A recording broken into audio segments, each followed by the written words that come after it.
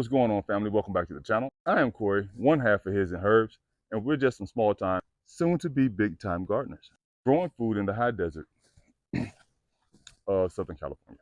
So today, guys, like I just said, we are in Southern California. We were slotted to get 100-degree heat starting today, but I think it actually happened yesterday. So we hit, according to the thermometer in the truck, we had hit like 101 or something like that. No, 106. Today we are taking precautionary measures. We're going to put up some shade cloth over Melon Mountain, the pumpkin patch, and some other places. Not doing it all today, but that's the plan. That's the goal, at least by the end of the week. And the only reason I'm not doing it all today is I thought I had more PVC than what I do. So I don't have enough PVC to make the post to put the shade cloth on. So I'm gonna just use what I have to complete what I can until I get the rest of the PVC. So let's go get it.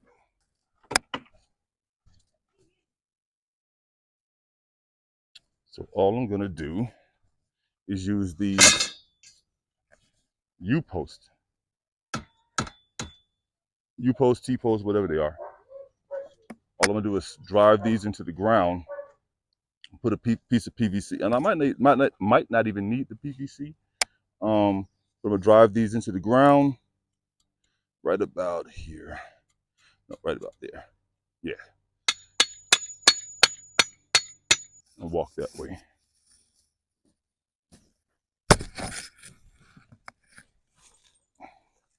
Keep going. Keep going. Keep going. Oh. Keep going. There you go. All right, hold on.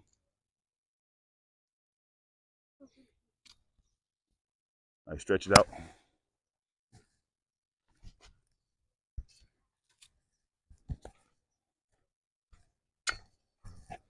Thank you.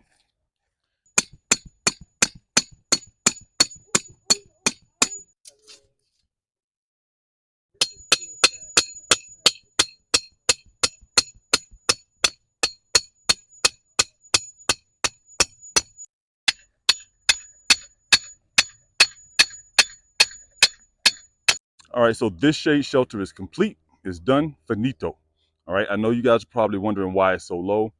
Just because it worked out that way. These posts were high enough where I didn't have to put the PVC over them. I didn't have to use them because I didn't have enough PVC. So it worked. And the moment I laid it down and Keisha saw it, she was like, I like it. Leave it like that. I'm like, cool, no problem. Now I don't have to use the PVC, right?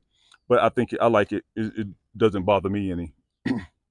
Beautiful thing about these shade fabrics is they're actually porous, so you can water right through them if you want to, right? But they do a good job of blocking the shade.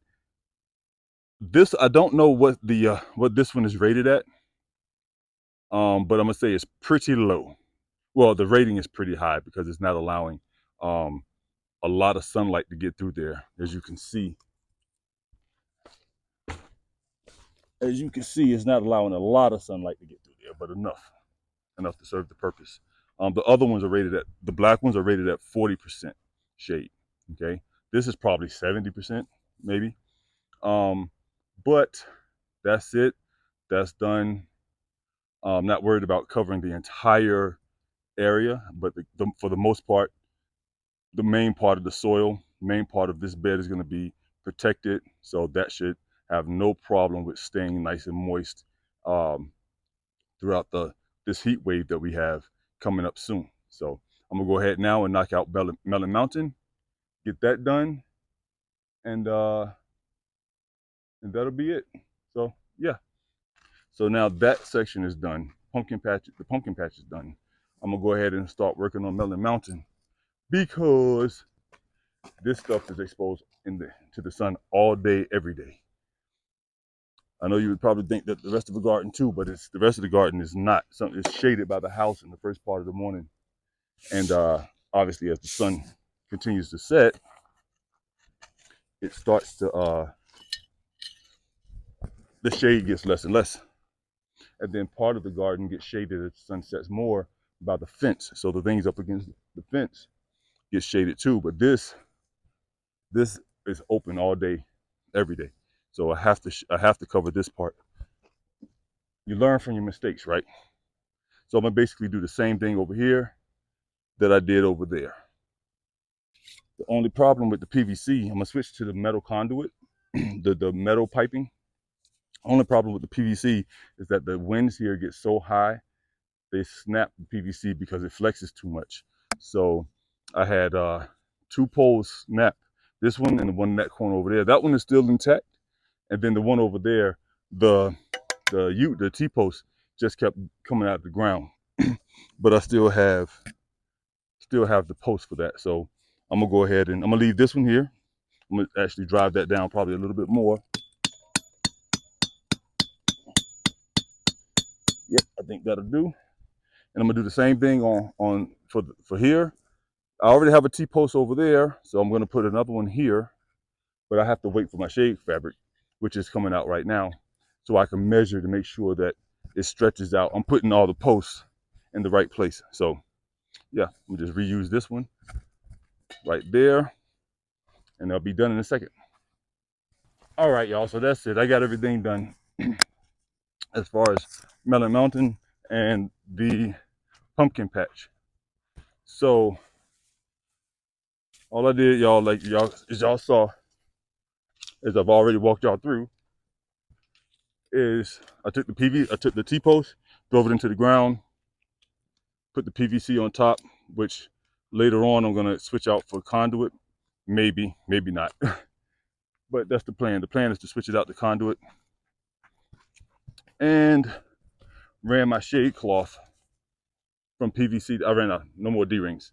Gotta grab some D-rings. Ran my shade cloth like this. So I forgot, I had already figured out that I wanted the front two pieces to be lower so that this shade cloth will be at an angle to shade more of the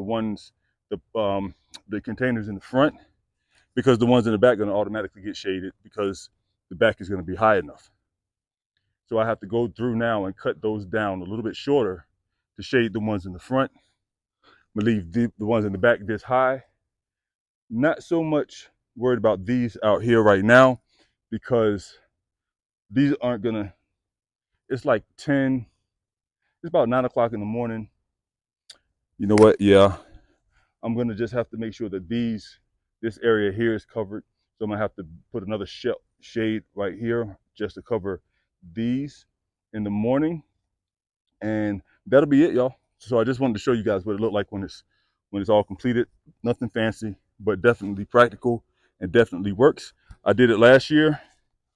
The only difference is last year I used the gray cloth that I just put over the pumpkin patch, and it worked perfectly. That's why this one was already in place. The one that was back there was in place, and this one is just smaller than the gray one. So I had to move the post in so that it covers, the right amount of space over here. But that's it, y'all. That's me installing a little bit of shade shelter just to protect the plants in the extreme heat, because can't take the chance, the risk of it getting to 100 degrees, 105, 110, and not have any protection for anything in the garden. Learn my lesson from last year for sure. So like I said, that's it. If you guys found this video helpful in any way, please hit the like button. It does the channel a great service when you do that. Hit the subscribe button if you haven't already, and I will see you guys in the next video. Double peace.